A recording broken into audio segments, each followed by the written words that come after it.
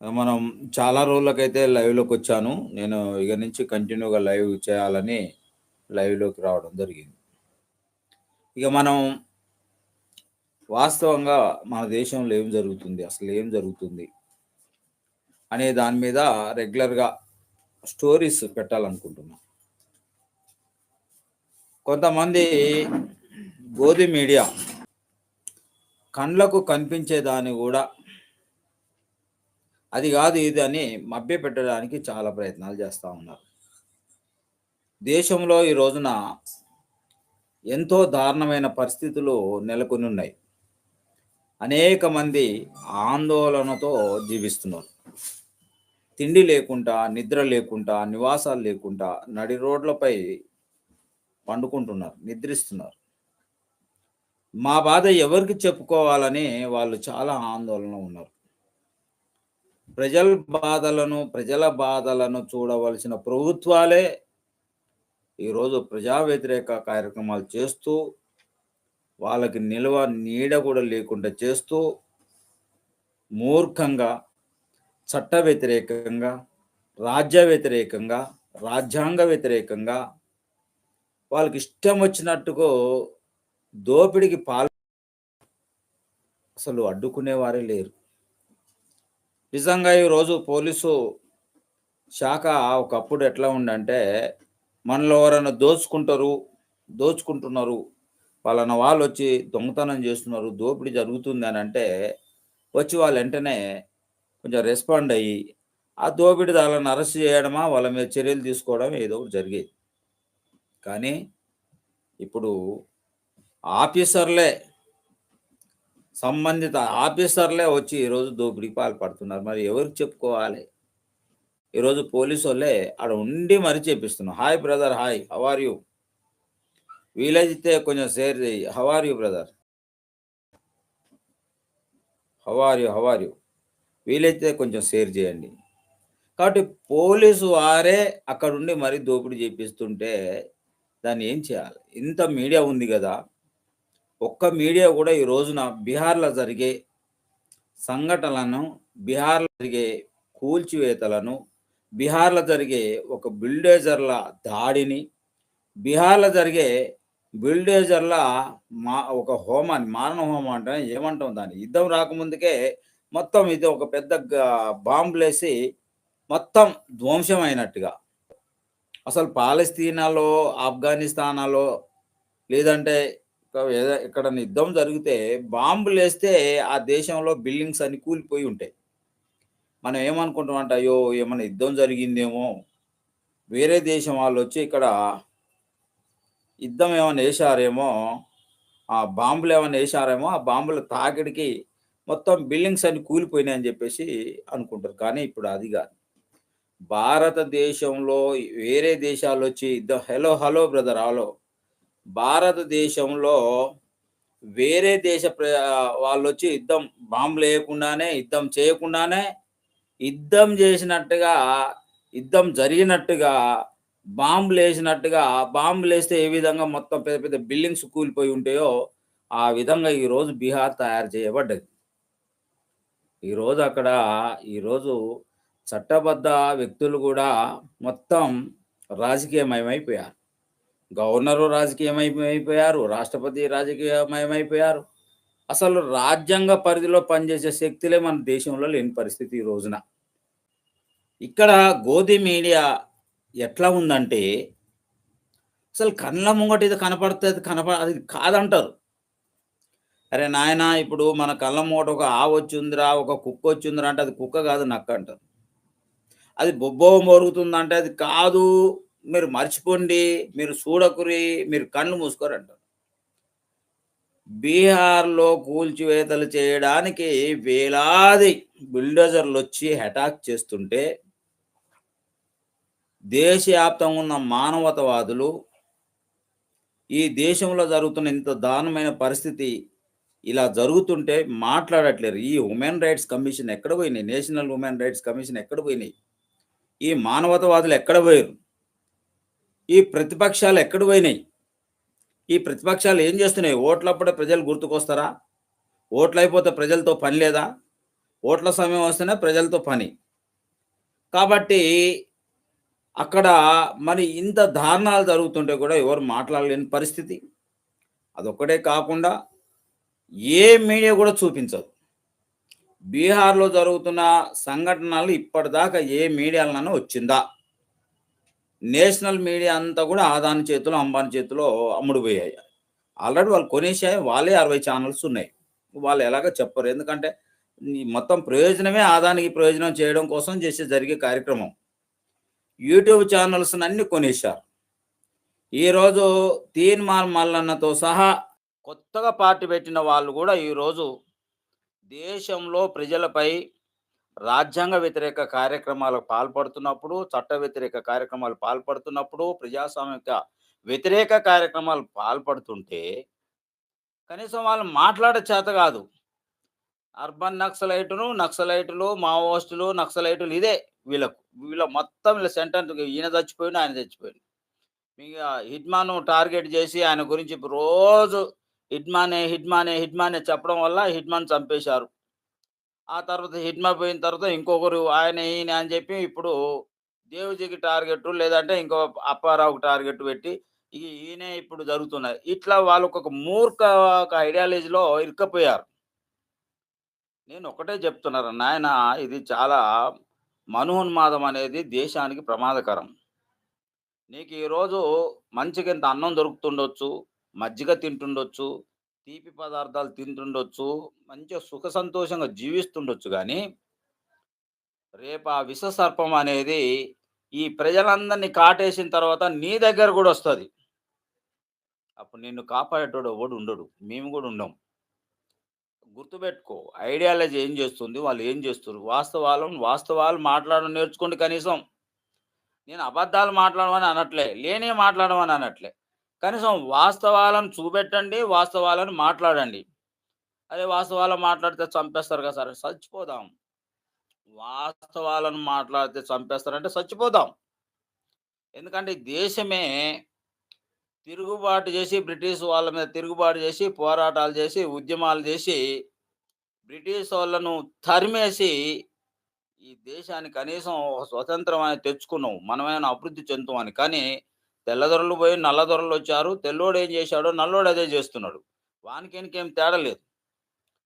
స్వతంత్ర కోసం ఏ విధంగా అయితే బ్రిటిషోని మీద పోరాటం చేసినారో ఈ భారతీయులు, సేమ్ అదే విధంగా బ్రిటిషోడు ఏ విధంగా ఆజమాయిషీ చేశాడు, ఏ విధంగా దోసుకున్నాడు, ఏ విధంగా దోసుకొనికి వాని దేశానికి తరలించాడు.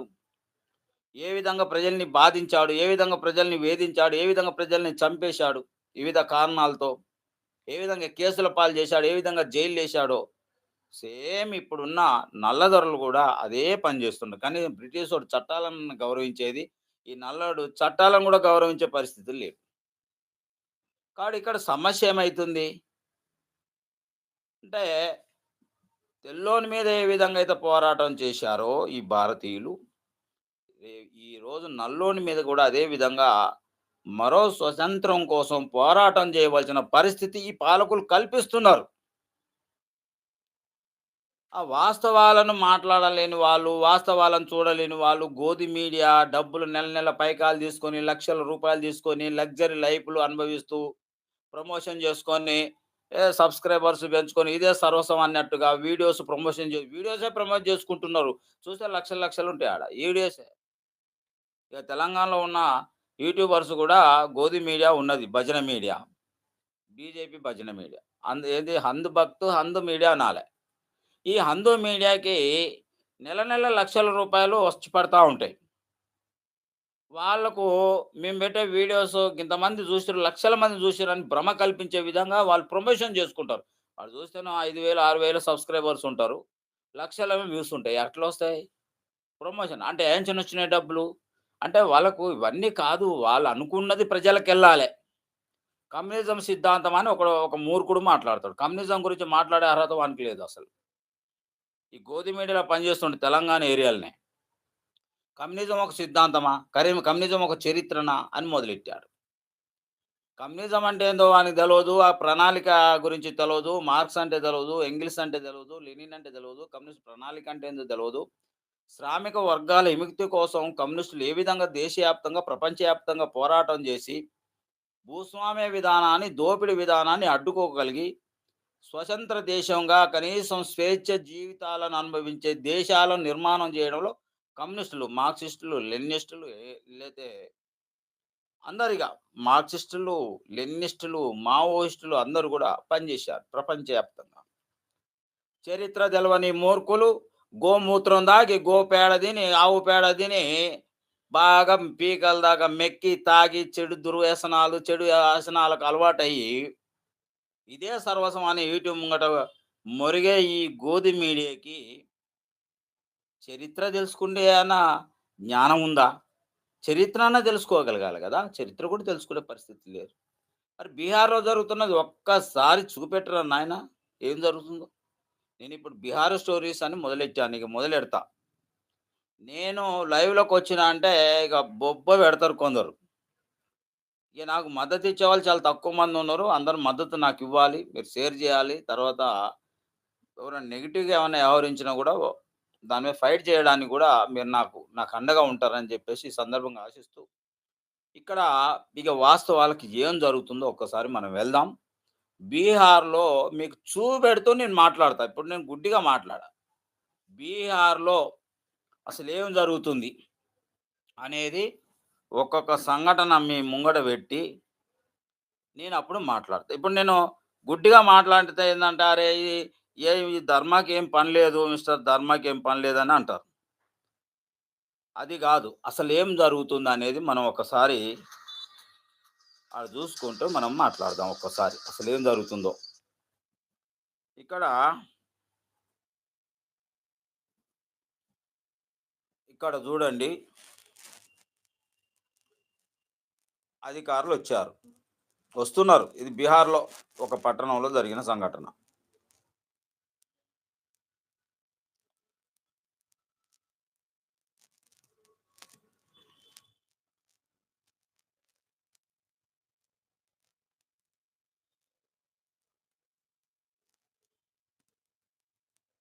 పూల దండలేసుకొని వాళ్ళు జేసిన మంచి పనులకు ఏమేం జేసిర్రో అయన్నీ జూపెడతా ఉన్నారు.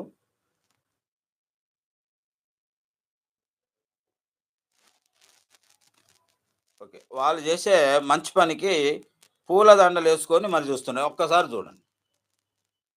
ఒక పండ్లమ్మేటోళ్ళు వాళ్ళు. పండ్లమ్మేటోళ్ళయి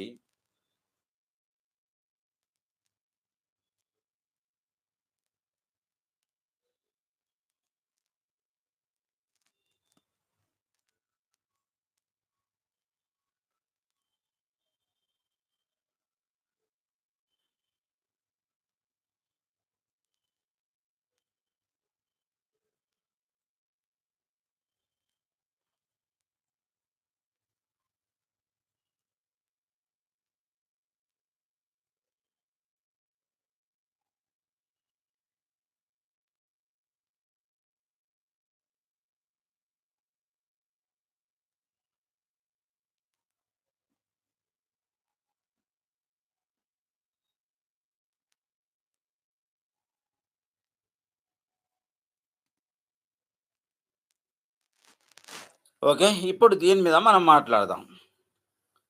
వీళ్ళు మొత్తం బీహార్‌లో ఒక పట్టణంలో అధికారులంతా పోలీసులను తీసుకొనొచ్చారు. వచ్చి వాళ్ళేం జేశారు? రోడ్డు మీద అమ్ముకుంటుర్రండి. రోడ్డు మీద అమ్ముకుంటే తోపుడు బండ్లు. ఓ తోపుడు బండ్ల కార్మికులారా ఒక్కసారి ఇనండి. రోడ్డు మీద అమ్ముకుండే వాళ్ళను తోపుడు బండ్లు కాసేపు వెళ్ళిపో అంటే వెళ్ళిపోతారు గదా వాళ్ళు. మీరెళ్ళండి నాయనా అంటే ఎళ్తారు గదా! అసలు ఎళ్ళకుండానే ఆ తోపుడు బండ్లల్లో ఏం అమ్ముతుండ్రో ఆ వస్తువులతో సహా ఇరగ్గొట్టి, పగలగొట్టి, పండ్లతో సహా పగలగొట్టి షాపు రోడెమ్మటి పక్కమ్మటే షాపు నడుపుతుంది. అది ఇప్పటికిప్పుడు నడిపింది గాదు. అది గత ప్రభుత్వాలు ఎప్పటినుంచో ఉన్నప్పటి నుంచి నడుపుతా ఉన్నారది. వాళ్ళొక వ్యాపారం. భారత రాజ్యాంగంలో ఏం జెప్తుంది భారత రాజ్యాంగం? రద్దీ ప్రాంతంలో వ్యాపారం జేసుకొని జీవించొచ్చు. ఎవరైనా వ్యాపారం చేసేటోడు రద్దీ ప్రాంతంలో జేసుకుంటారు గానీ, అడవిలో బెట్టుకుంటారా దుకాణాలు? అడవిలో పెట్టుకోరు గదా! ఒక పక్కన పెట్టుకొని అమ్ముకుంటారు వాళ్ళు. దానివల్ల ప్రజలకి వాళ్ళు సేవ చేస్తున్నట్టే. పండ్లు, పువ్వులు వాళ్ళు అమ్ముతున్నారు. పాపం ఆ పక్కెంట అమ్ముతుంటే వచ్చి బుల్డోజర్‌తోని వచ్చి దారుణంగా కూలగొట్టి కుర్చీలను, టేబుల్స్‌ను,